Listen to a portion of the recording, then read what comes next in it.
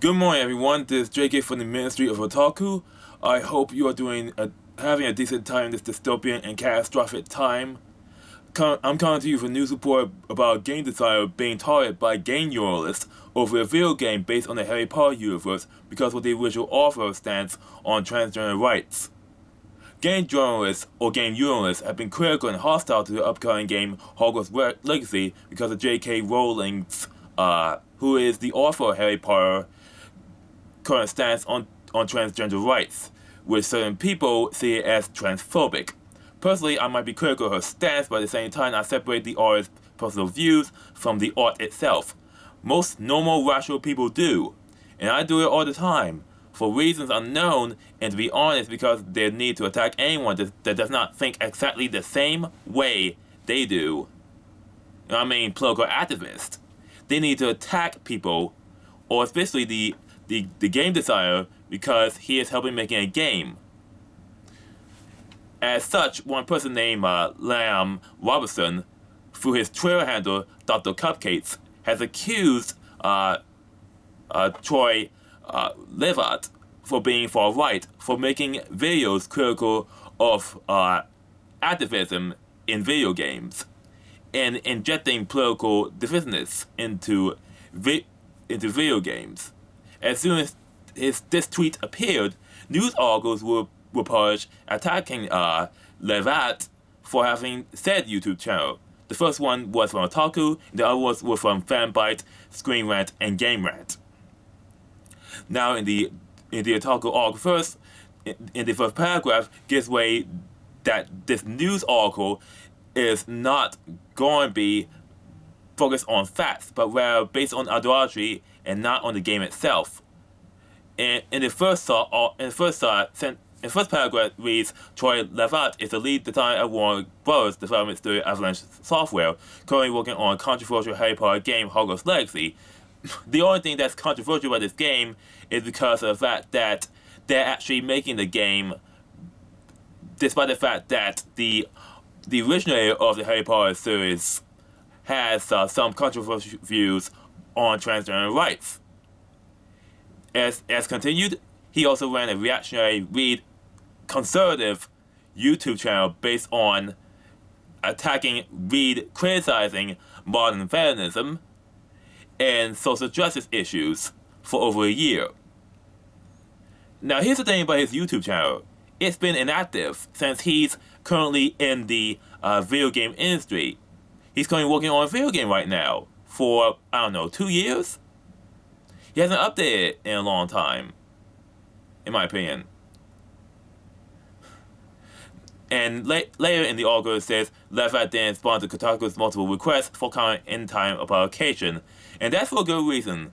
It's a good choice for him to do that, because game journalists are really bad news in this day and age, because they don't want to report on facts anymore. They want to report on ideology. They want to participate in activism. And because of this, he's going to get more views and subscriptions on his YouTube channel because people want to see what the content is really about. So Kotaku is really pissed that a game developer is a conservative and libertarian and must be drained out of the game industry. It's worth knowing that the Kotaku article actually regurgitated the slander that let me start. Anyway, the Kotaku article was written by Ian Walker, which also repeats the repeated accusation that Atari co-founder Norman Buswell fostered a toxic work environment for women, even though that slander has been dispelled many times. You can read that in the Medium article written by Brad Glasgow, entitled "The Me Too Fueled Character Assassination of Norman Buswell." Now, here's another article from Fanbyte with an article title, Troy Leavitt, a lead designer on Hogwarts Legacy, the controversial upcoming Harry Potter RPG developed by Avalanche Studio, published by Warner Bros. Interactive Entertainment, has come on fire for the anti-social justice politics he has touted on his YouTube channel. It's only controversial because journalists refuse to separate the art from the artist. Now later in that article, he says that the past content in the YouTube channel has very little impact on the development of the game. Now Leavitt has directly addressed how his past content has impacted his work on Hogwarts Legacy. In short, very little. Now the remaining two articles from different sources are similar to each other. So why game journalists are attacking him? It's because, well, it's because that his sorry, and it's I mean seriously, why these game journalists are merely reading the titles of his YouTube videos and already think he's far right, but in reality he's more of a run-of-the-mill conservative who hasn't operated a YouTube channel. And actual far right would mean he supports terrorism and supports promoting a genocide plot against Jewish people. But that's far from the case. His videos include criticisms of feminist frequency, an opinion piece of Gamergate, why do broken games get released, religious videos such as morality without God and purpose without God, and another video that asks, is Christianity compatible with evolution? A video criticizing net neutrality, defending cultural appropriation in the context of preserving cultures in a positive way, and videos dealing with cultural issues with video games, some defending the video game scene and culture. Basically, it's a YouTube channel with a conservative bent about game development and cultural issues about video games with a few other videos here and there. So why do game journalists hate his channel?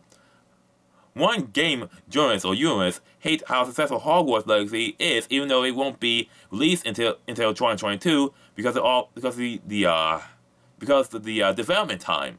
And such, they need to sabotage the game through indirect means such as these articles. The game is a current target for game journalists, and they won't stop until the game is released or gets cancelled.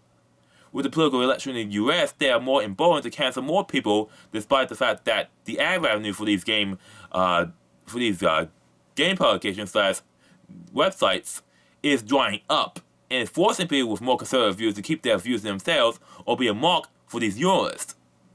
Will Warner Bros. Fire him, or will they stand up to the political activists masquerading as journalists? Firing him will derail the game's production, while keeping him will step up their derangement.